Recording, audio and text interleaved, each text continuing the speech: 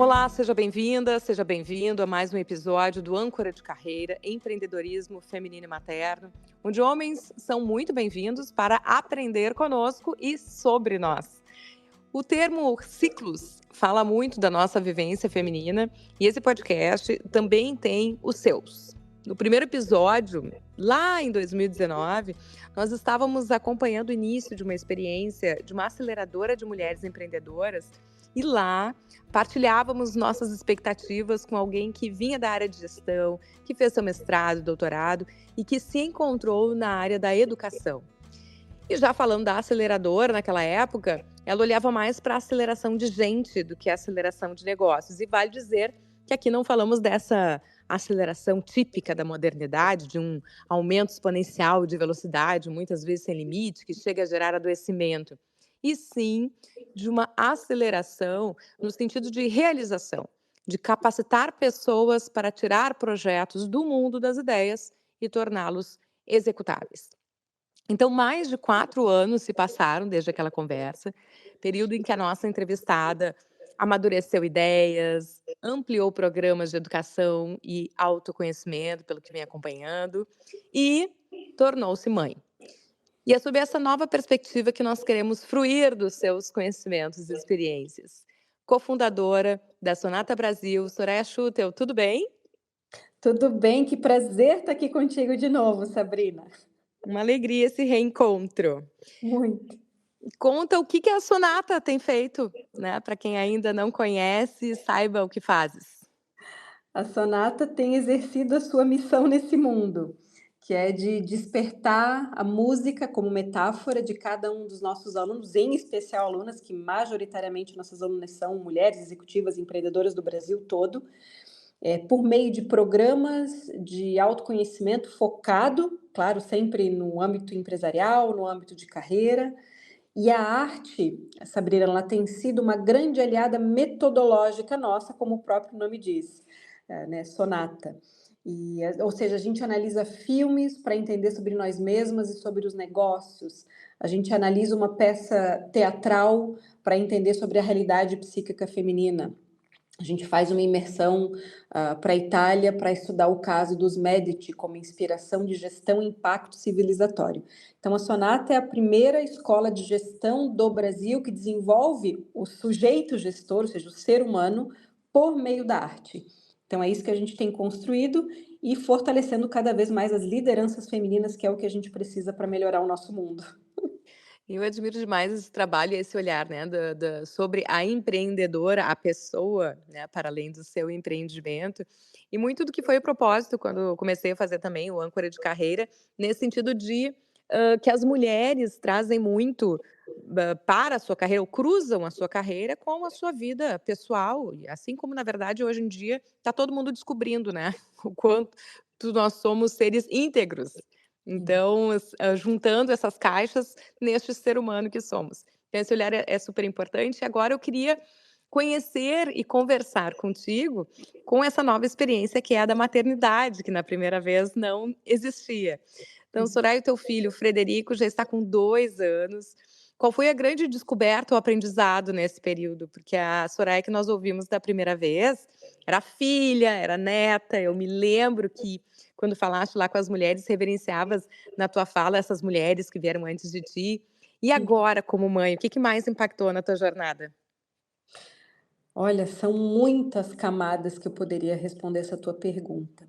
Bom, a primeira delas é viver na pele e fisicamente falando o arquétipo da Deméter, né? Porque o feminino tem vários arquétipos, vários modelos psíquicos e eu exercia muitos deles, né, antes da pandemia. A pandemia foi um desafio gigantesco para a humanidade e, como todo desafio, ele apresenta oportunidade de mergulho interior, né? Como eu já vinha muito nesse treino de autoconhecimento, eu mergulhei dentro de mim, numa reflexão existencial para onde é que eu estava levando a minha vida. Eu acho que os 40 anos, né, também trazem essa experiência para toda mulher. Então eu disse, ok, não tive essa experiência e já estava vindo em sonhos, né, em processos intuitivos, eu grávida, outras mulheres sonhando que eu também estava com um filho, enfim. Então eu me abri para o tema e veio uma gravidez aí natural quebrando os meus preconceitos, né? Afinal, uma mulher de 40 anos não engravida naturalmente. No meu caso, não foi assim. E eu tive uma primeira gestação que eu perdi, foi um aborto espontâneo, foi muito doloroso fisicamente e emocionalmente falando, o que trouxe e aumentou a vontade de ser mãe. E depois, um mês depois, eu já estava grávida de novo e veio o Frederico, que é uma bênção na nossa vida.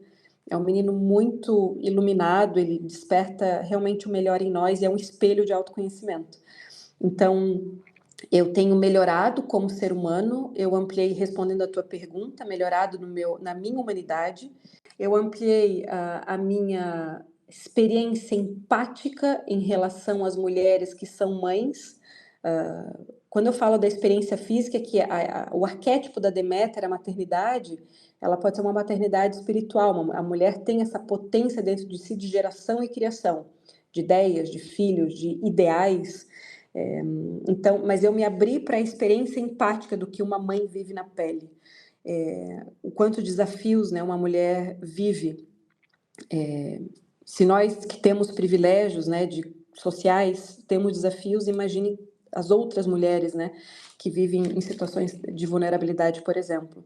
Outro aspecto que se abriu é uma maior conexão com a minha mãe, que ela foi e tem sido muito importante nesse processo todo. Eu acho que quando uma mãe se torna mãe, o que ela quer é uma mãe por perto, que realmente é a pessoa que mais te entende. Ela tem sido uma rede de apoio assim, muito importante, tanto a minha mãe quanto os meus sogros são avós assim, extraordinários, e a presença dos avós, a educação dos filhos é fundamental, e eu tenho essa bênção, né, de ter essas pessoas queridas por perto.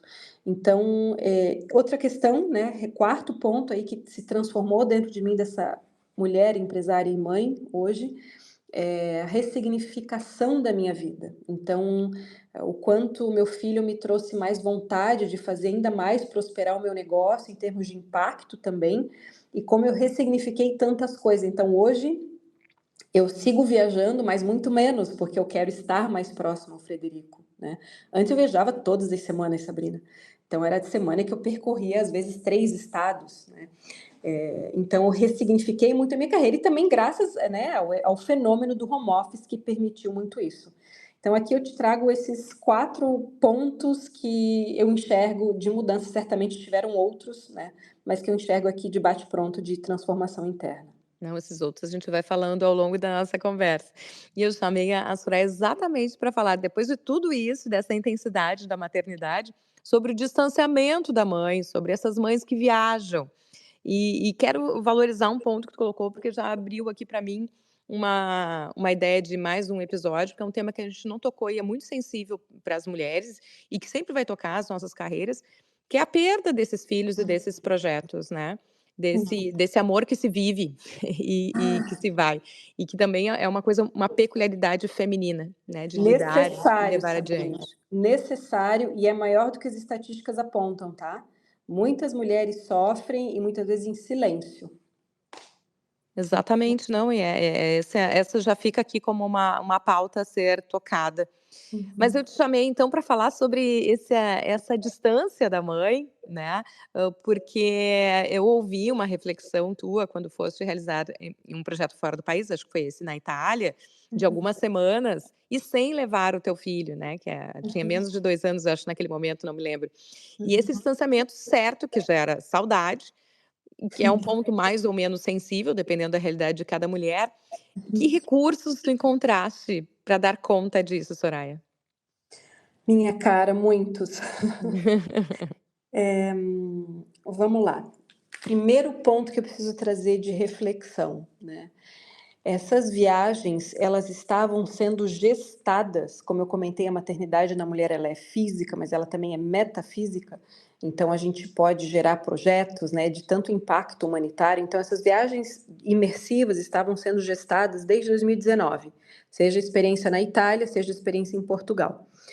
Veio pandemia, tivemos que literalmente cancelar os programas. Depois veio o Frederico e, claro, que puerpério, né? E eu amamentei, então eu precisava dar o tempo ao tempo.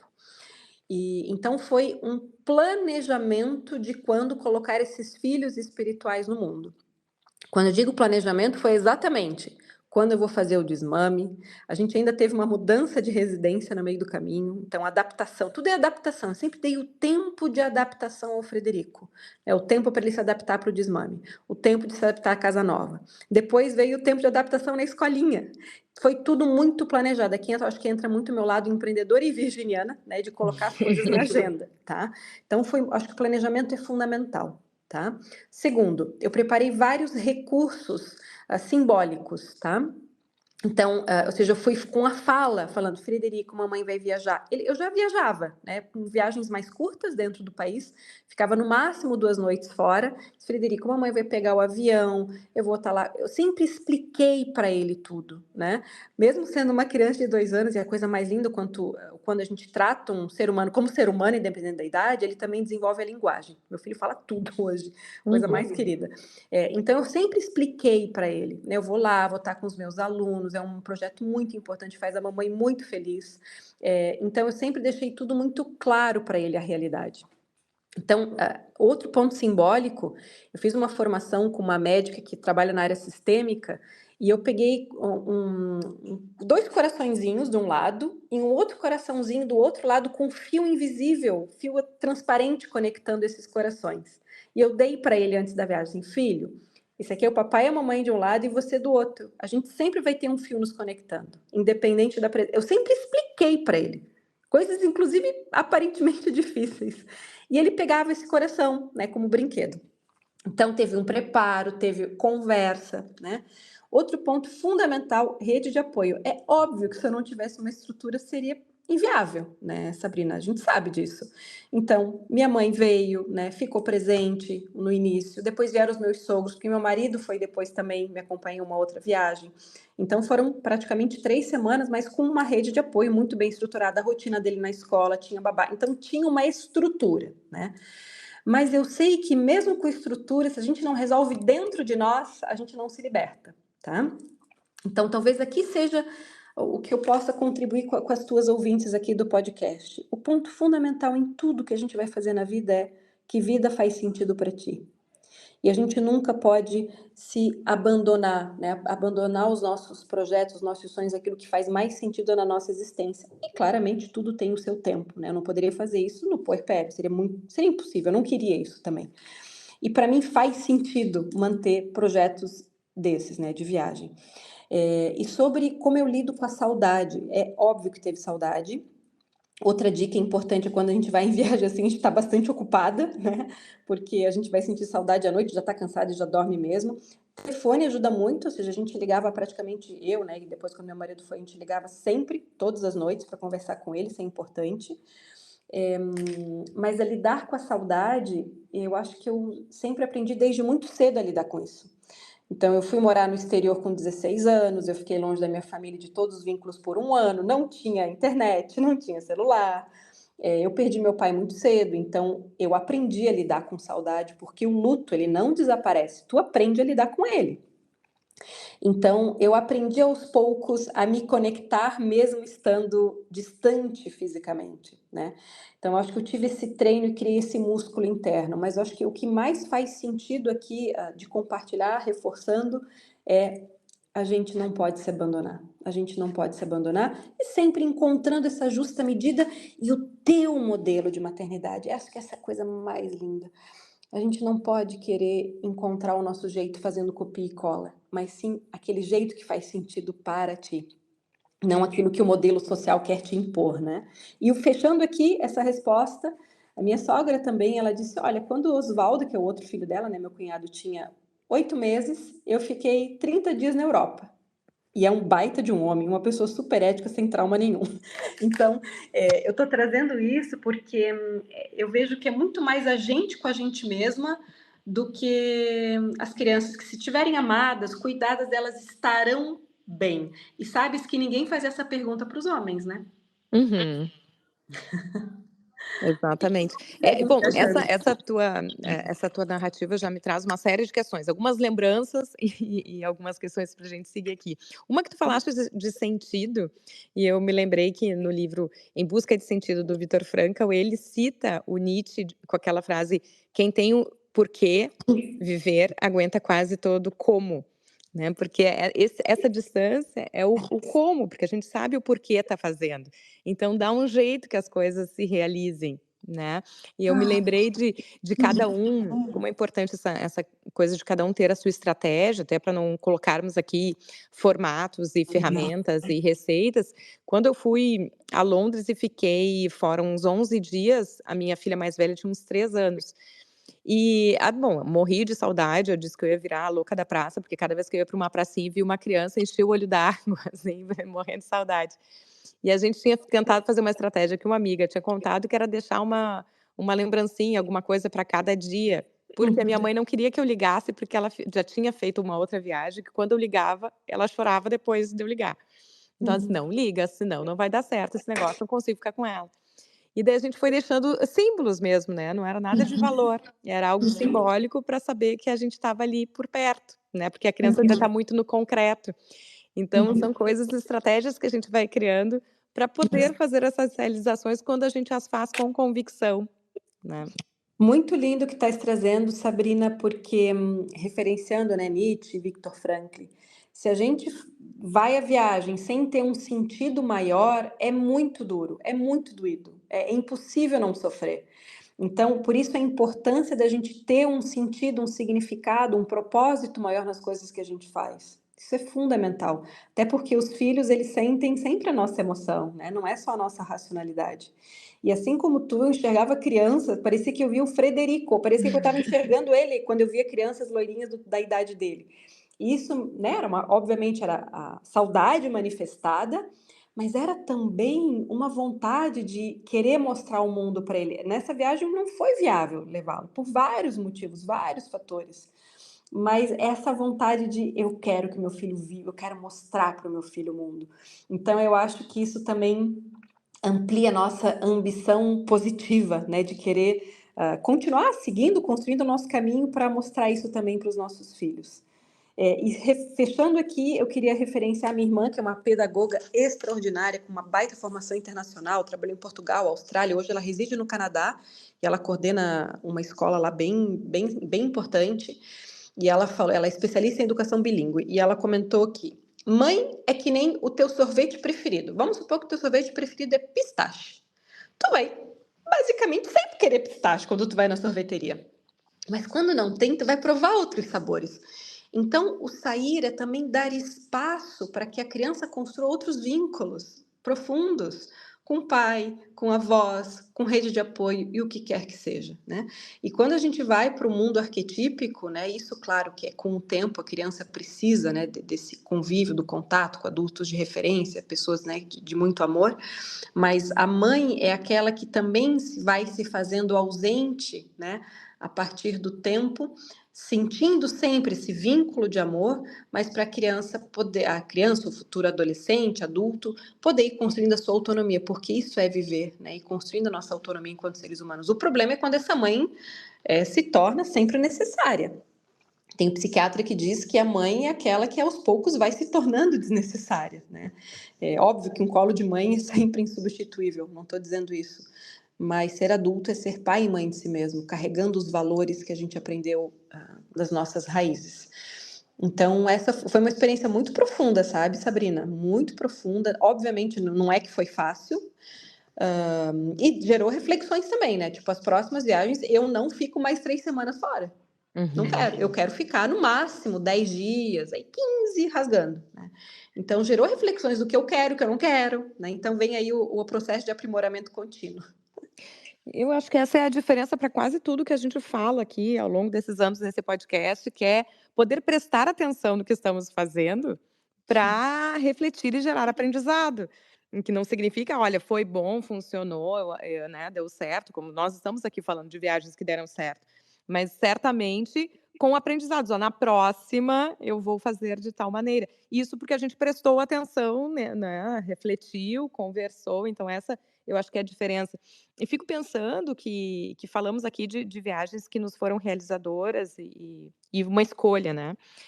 O quão difícil fica para uma mãe que não tem exatamente essa mesma vivência, que precisa se distanciar sem ser algo que lhe é, prazeroso ou realizador. E daí fico pensando que o exercício aqui que a gente talvez possa sugerir, encontrar sentido, nem que ele seja a própria questão do sustento. Não sei se é por aí. É por aí, e eu posso recomendar algumas dicas bem práticas, tá? De como fazer, porque, claro, nem tudo são louros e nem sempre a gente tá no trabalho mais criativo do mundo, mas que todo trabalho tem, obviamente, seu grande valor. Eh, para todo sentimento negativo, eu vim recentemente de uma formação em psicologia positiva que a gente promoveu com a Sonata, junto à Universidade de Lisboa. E tem um fato que pode ser muito útil para todas que estão aqui nos ouvindo.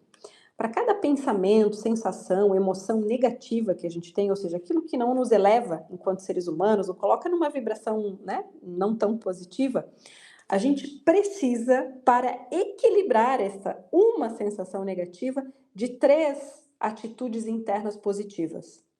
E quando eu falo dessas 3 atitudes internas, pode ser, ok, meu chefe, sei lá, não estou com o melhor chefe do mundo nesse momento, estou indo para lá fazer uma reunião. Ok, mas o que de bom eu estou aprendendo nessa relação de trabalho? O que de bom esse trabalho está me ofertando para mim e para minha família? Então a gente precisa, para esse equilíbrio, porque o negativo ele tem mais força, até pelo nosso viés de negatividade, sobrevivência lá da ancestralidade, ou seja, é o que nos fez sobreviver, muitas vezes olhar o foco negativo. Por isso que a gente precisa de 3 pontos positivos para equilibrar esse negativo. É um exercício interno que a gente precisa fazer, tá? Então esse é o primeiro. Segunda dica prática. Nesta viagem, ok, vou lá fazer uma viagem, fechar um contrato, tem um desafio jurídico, vai ser super difícil, vou deixar, eu queria estar em casa com meu filho, super entendo. O que fazer nessa viagem? Vai ter um desafio, tem uma reunião difícil? Faz algo nesta viagem, um momento teu que te dê prazer. Vai naquele restaurante único daquela cidade, vai tomar um sorvete, dá uma passada rápida numa praça, ou seja, busca fazer algo na viagem que cultive algo bom para ti. Então, aqui são ferramentas simples de autogestão que a gente consegue sobreviver e encontrar sentido nesses desafios. Porque se a gente ativamente não faz algo, Sabrina, para nos fortalecer, essa ação é que nos fortalece dentro. Não é suficiente só o pensar. Essa é a questão que eu estou trazendo, né? Então, por exemplo, outra coisa legal, antes de viajar, escreve bilhetinho, faz um desenho para o filho antes. Então, são formas da gente se manter presente, né? Ou quando volta, traz algo para o filho, né? Eu sempre trago livrinhos, que é uma delícia, eu volto e leio com ele. Então, são essas ações que vão também ressignificando eventualmente, né, os trabalhos que nem sempre são prazerosos. Agora tu falaste que essa pergunta sobre a mãe que viaja, como é que fica o filho, só se faz para mãe mesmo, né, não se Só. faz para pai. Eh, chegasse a sentir ou experimentar esse olhar externo, assim, que impõe culpa? Olha, culpa é uma coisa que não existe aqui nessa não existe. Não, porque isso tá muito trabalhado há muito tempo. Então, são muitos anos de autoconhecimento, sabe, Sabrina? E assim, a pessoa pode pensar o que quiser, mas aqui na minha casa ninguém paga meus boletos, quem paga sou eu, né? Então, assim, ó, porque isso, porque aquilo. Ok, é o teu jeito, é o teu modelo. Eu aprendi muito a sorrir e abanar, sabe, desde que eu me tornei mãe, porque, nossa, todo mundo tem a fórmula mágica, como tu tem que ser mãe. Tudo bem, vamos ver lá na frente, né? Então, eu construo a vida que faz sentido para mim, e para minha família, porque tem muito conhecimento também, né? Ou seja, não, eu acho que isso ajuda na autoestima.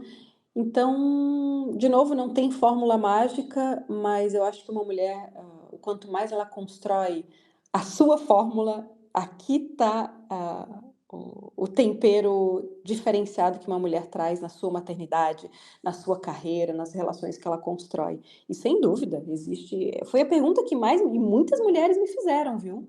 Como que tu conseguiu lidar com essa distância e com a saudade? E para a gente ver como, de novo, não se pergunta para os homens, né? Que tem. A Luísa Helena Trajano falou uma frase uma vez: vai ser sempre culpa da mãe. Então, deu certo, não deu certo, é sempre responsabilidade da mãe, né? Então, a gente também não pode querer ocupar esse lugar, né? Tem um peso social que querem trazer sobre nós mães, né? Então, eu escolhi não estar do lado desse peso. É Eu uma adorei escolha o que tu também. disse. Adorei que tu disse de aprendi a sorrir e abanar depois que fui mãe, porque é exatamente isso. Muitas vezes já brincamos com as minhas amigas aqui de a cara de paisagem, né, faz cara de Uhum. paisagem, é isso, porque vem interferência de tudo que é lado. E uma vez eu ouvi uma frase que eu acho até que foi assim, coisa de internet passando, mas que ficou, que é: "A culpa paralisa e a responsabilidade mobiliza". Né, então pensar onde é que está a responsabilidade, ao invés de usar o termo culpa e esse olhar de culpa: "Ai, é culpa minha", não, o que que é responsabilidade minha? Porque daí com a responsabilidade eu lido, né, a culpa me paralisa, vou ficar só remoendo e não vai servir para nada. E outra coisa que tu falaste aí de uma maneira bem simples de, trazer um livro e ler junto, fiquei pensando o que uma mãe traz na bagagem, né, nesse retorno, quanto talvez ela volte, com mais conhecimento, com outros contatos, com outras trocas, que certamente influencia nesse contato com o filho, né. Sem dúvida, e algo que a gente sabe que é uma realidade na relação pedagógica, educacional, pais e filhos, o que mais importa é a nossa realidade emocional, é a nossa intenção. Um filho sente como estão os pais, a mãe ou o pai. Então, aquilo que a gente está fazendo da nossa existência, se traz uma realização para nós, para a nossa jornada humana, eles sentem isso, e isso impacta na educação. Eu tenho uma grande amiga que é uma super líder na área de tecnologia, e ela também sempre trabalhou fora, e o filho hoje, um homem, 20 e poucos anos, disse que o sonho dele era encontrar um trabalho que realizasse ele como a mãe dele, ou seja, ele sempre via a mãe saindo feliz para o trabalho, e era isso que ele queria encontrar para a vida dele. Então, o que eu estou querendo trazer como síntese? O que uma mãe quer para os seus filhos é que eles sejam felizes, que eles sejam seres humanos realizados, é só o que a gente quer, né? Então, o nosso exemplo emocional é muito importante. Isso vale para tudo, tá? Isso vale para trabalho, isso vale para relacionamento dentro de casa. Então, autoconhecimento, porque os filhos são Perfeito. esponjas emocionais, não só de conteúdo. Bom, e para fecharmos aqui, o que eu chamo de mentoria bibliográfica, porque nem tudo a gente dá conta de aprender com outras formas e em podcasts, que a gente possa buscar tantas respostas e experiências e identidade também nos nossos livros. O que nos indica, Soraya? Então, eu indico hoje o livro, eu tenho indicado bastante nessa semana esse livro, inclusive, que é da Clarissa Píncola Estes, a mesma do Mulheres que Correm com Lobos, uma psicóloga da linha analista junguiana, que é sobre a ciranda das mulheres sábias. Ser jovem enquanto velha e velha enquanto jovem. É um livro fininho, de uma leitura super profunda e fala, na síntese, sobre a mulher sábia. E tem uma frase que eu gostaria de compartilhar aqui que é: quando uma pessoa vive de verdade, todos os outros também vivem. Esse é o principal imperativo da mulher sábia: viver para que os outros também se inspirem. Viver do nosso próprio jeito vibrante para que os outros aprendam conosco. Então, quando um ser humano se realiza plenamente, o outro aprende. E enquanto o outro aprende, ele também nos ensina, porque ele encontra a sua plenitude interior. Então, uma mulher que se torna mãe jamais pode se abandonar. A gente não pode deixar o estereótipo social da mãe que só se dedica ao mundo e esquece de si mesmo, porque isso gera muita doença física, mental e emocional. A gente não pode se esquecer de nutrir a fonte. Porque se a gente, né, se a economia do cuidado é baseada nas mulheres, onde é que está o nosso espaço de cuidado? Perfeito, eu tenho muito ouvido de tanto de representantes de entidades associativas e empresariais, quando desse investimento na mulher, até por uma série de políticas públicas que ainda precisam evoluir, de quando se investe numa mulher, se investe na comunidade, exatamente por esse impacto que tem no seu entorno. Eu, coincidentemente, estou lendo também mais um livro da Clarissa, que é Libertem a Mulher Forte, e ela sempre traz, de uma maneira ou de outra, essa potência feminina e essa potência da maternidade, né. Que lindo. Storesso, então muito obrigada por de novo conversarmos num outro momento de vida, mas cruzando aí os nossos aprendizados e essa vocação que tu tens para a educação. Muito obrigada. Eu que agradeço, adorei a conversa. E obrigada a você que nos ouve. Já sabe, se curtiu o conteúdo, lembrou de alguém nesse momento, já compartilha. Até o próximo!